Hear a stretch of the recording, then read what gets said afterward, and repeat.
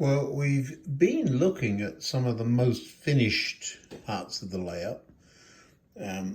I love scenes, just something really simple. So instead of just plonking a street organ truck there's a man, presumably the operator owner, standing beside it, or the fruit seller, somebody actually buying something. There's a long story behind that. We'll get to that another day. Or over here, somebody carrying sacks that are appropriate to the store they're at. Couldn't resist the marching band sitting up on the back of a trailer and the kids pointing at it. But on the other hand, there's the least finished part of the layout. Let me show you. I pointed out that there was another station hiding down there. Intentionally suggestive of cut and cover, but we haven't got that far yet. Roads just end and fall off into the abyss. There is a little tramway up there. Do you see it set into the road? It functions sometimes. There's no tram on it today. I made the mistake of using plaster. And of course, plaster gets everywhere and it got all into the mechanism of the tram, but it does work on a simple shuttle. So probably here somewhere there'll be a gap in the rail. I'm trying to remember where it is. I've got my finger on it right there. So the tram must come all the way to the end. It runs over that gap and then stops there somewhere. So 2 car trams, there's one there and one there. So this is the tram stop. But this is what I'm talking about. Somebody standing outside the shop. It's a story I told about an old lady. But do you see how the backdrop makes a difference? There's nothing at all there, and it just doesn't mean anything. A golden sunset, no. But if you come along here, just by adding one of those paper scenes in the background, it sets it off immediately. And if you get the thing in the right place, you see here, it almost looks like there's a scene going on into the background. Love simple things like that. Do you see the little dog there? Let me see if I can get closer. Hold on. Just walking along the curb, sniffing. And the policeman has a dog sitting beside him. He's keeping an eye on the buskers here. So instead of just putting people there, there's always a little would-be story. So these guys are going to be trouble, and the policeman just there keeping an eye on him. I know these things are standard models. I worked in a radio and television repair shop when I first left school. Is that the van I used to drive? I think it is. That's the post office, but I drove a little van, something like that. Used to go to people's houses and then their televisions. I love too that there's a model shop. I'd love to have a working train set. Don't be silly, but you know what I mean, in the window. None of these are lit. I need to go back and do that. I love that there's a couple of hooligans there. Well, there's one there standing outside the pub. Somebody waiting for his business meeting, and another dog just wandering around. I love that. That's okay, so it's silly, but I like it. These kind of things, though, rather than digging up a hole in the board, simple road worker there, I should take his base off, shouldn't I? But it does look like he's dug a hole. He hasn't. It's just a bit of ballast and a few paving slabs and a bit of dirt. These models are really very cheap, just cheap and cheerful card kits. Not even stuck on. Look, this one.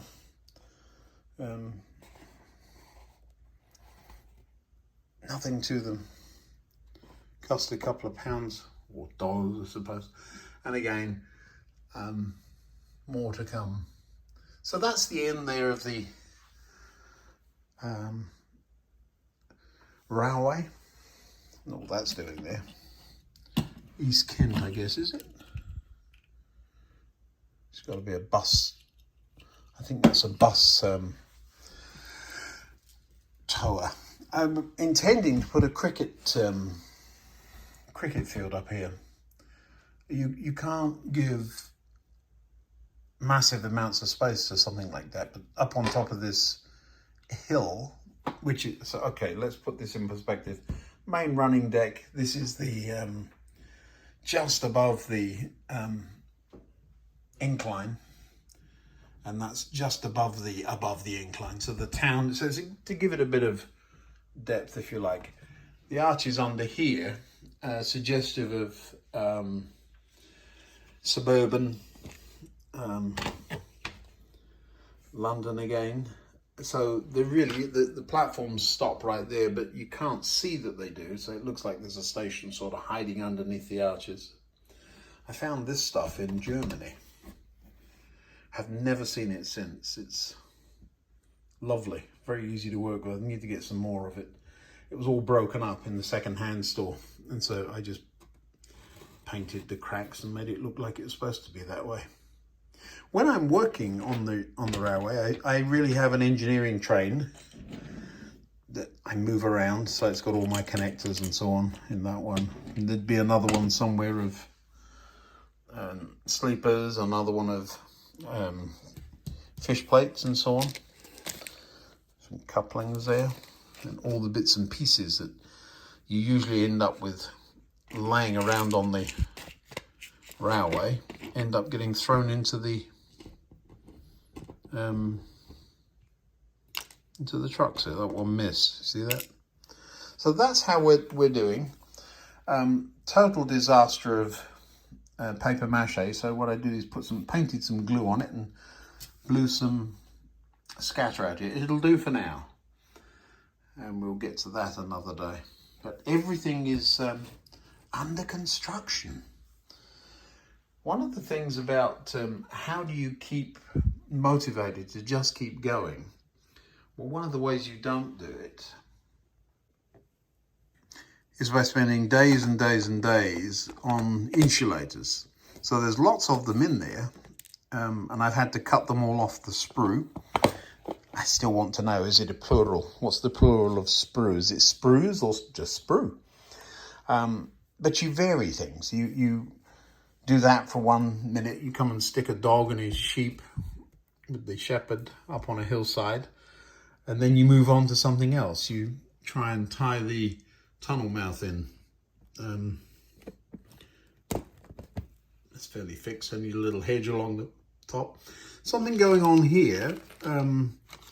Before this hill was built, this track stopped there, and it was just covered, and then we put it into a tunnel mouth. It didn't go anywhere, so the other end hadn't been built. You can see that's still under construction.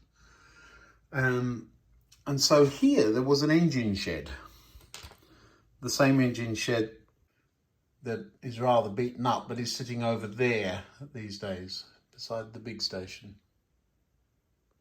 So there really was a track that came from somewhere here. You can see the ballast. And instead of taking it up here, I thought, you know what, let's just leave it as an old abandoned rationalised part of the railway. I think it looks all right. It will. Everything will. The original intent, of course, was over here in the station. So you'd have steam trains coming in, and the locomotive would unhook at the end because there's no runaround, and then the train would sit there, and then the locomotive from the engine shed would come out,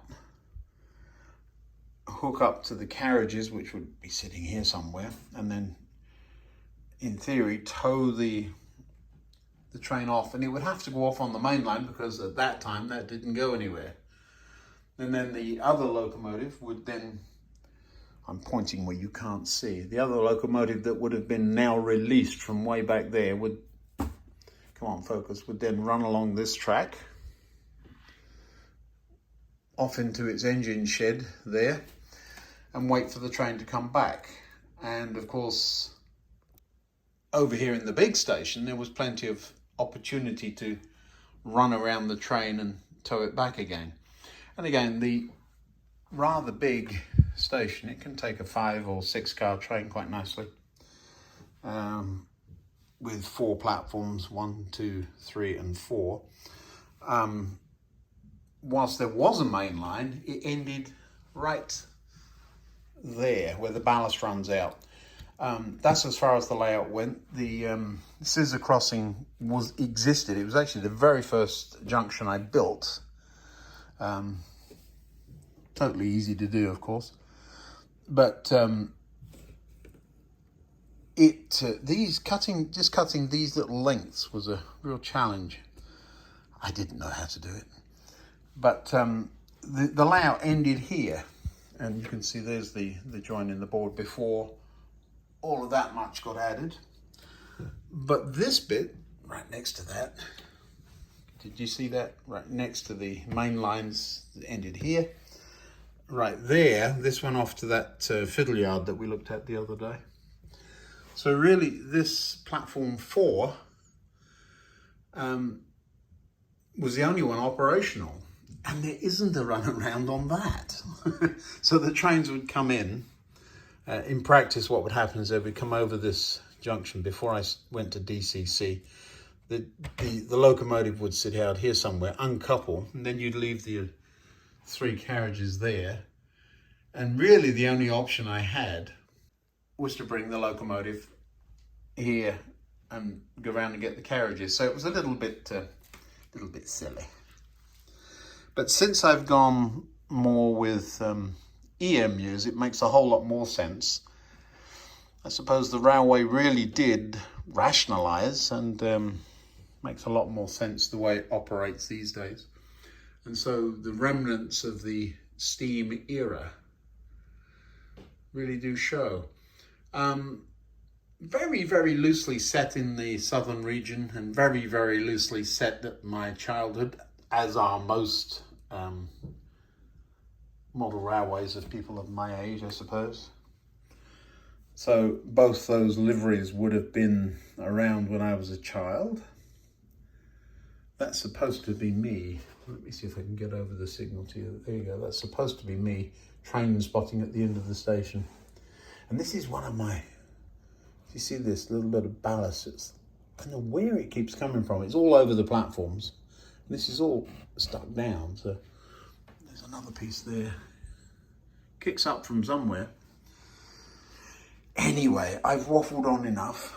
Another dog. Can you tell I bought a pack of dogs? And I really kind of like dogs, and I kind of like seeing them around the layout. They add something. Just do. There is a milk float back there.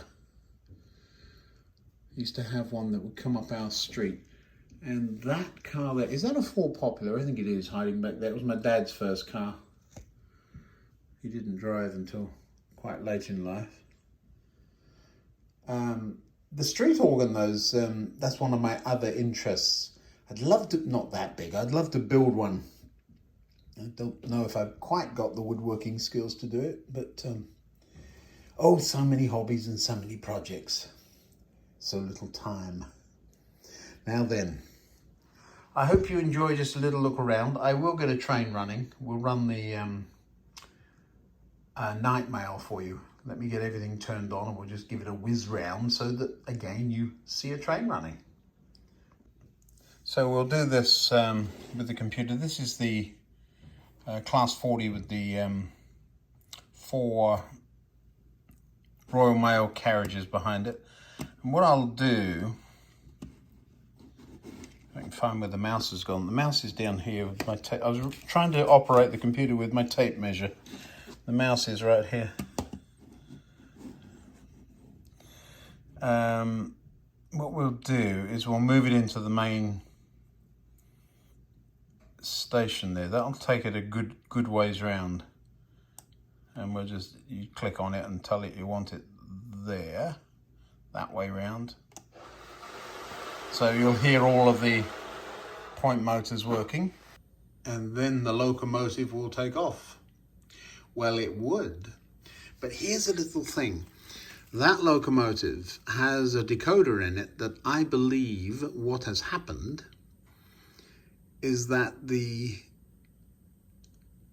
decoder has lost its memory. So it's supposed to be number 40, but it will have reverted to 3. Every now and again when we have a short on the track, that's what happens. Let me see if that's the case.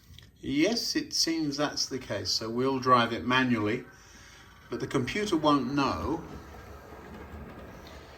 And so what will happen is that the computer should think it's driving and change all the points in front of it.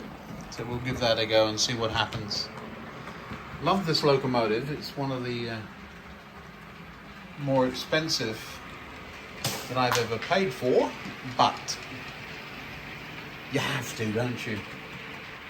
The reason I have the night mail train is that my grandfather and uncle used to work on board that thing. And so now it will go around the layout, and you'll hear the points changing as it advances.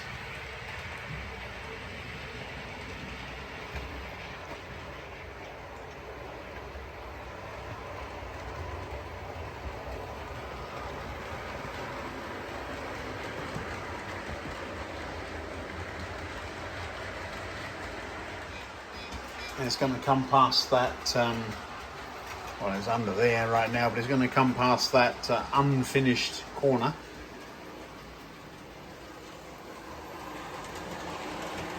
You'll notice it's on the wrong side. That's simply because the paths to and from places don't work in every instance, and I've allowed the computer to do that. So that track is reversible.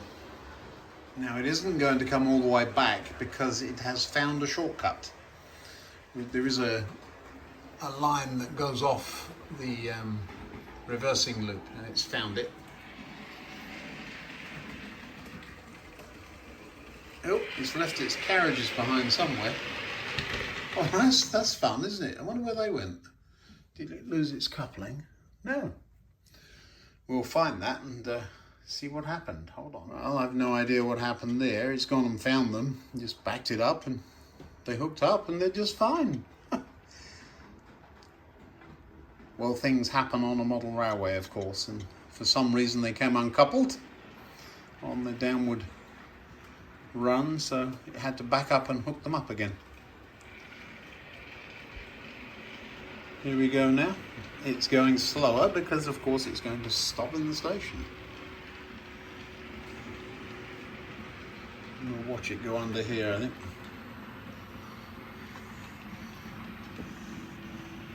Not stopping, are you? Okay. Where are you going? Oh, I've got control of you. Now this will be interesting. Let's find out where the computer thinks it is. Yep. Computer's picked it up. It's right there. No bother. It's just the computer, for whatever reason, couldn't drive the locomotive. Wonder why. But it is a good example of letting the computer set the route. There's a good, if you want to pause and have a look at the layout, that's more or less it. Not quite accurate, but it's close enough. But a good example of the computer setting the route, and then you can drive the train. You don't have to worry about tripping over yourself. Well, one last little observation or thought. You see the difference in brightness in those lights? Quite intentional. When I got this second hand, didn't have lighting working, and I opened it wasn't working at all. Opened it up, and what a horrible mess. Somebody had been inside with the soldering iron. And so what I did is changed all of the LEDs in there, and I thought, you know what, I remember having reading lights on this train, and so I put a couple of brighter ones in. I think they could be doing with dimming down, but the color difference I kind of like. I was perhaps being too clever for my own good, but the train now does run quite nicely. Anyway, oh, one other thing. I said something yesterday about this being, the train going by being a big tank, and it wasn't. Of course, it was a schools class locomotive that went by there. Still nobody's telling me why this is called a Gronk. I'm going to leave it there for the end cards. Please subscribe and click the like button, and I'll make some more of these things. Thanks for watching. See you next time.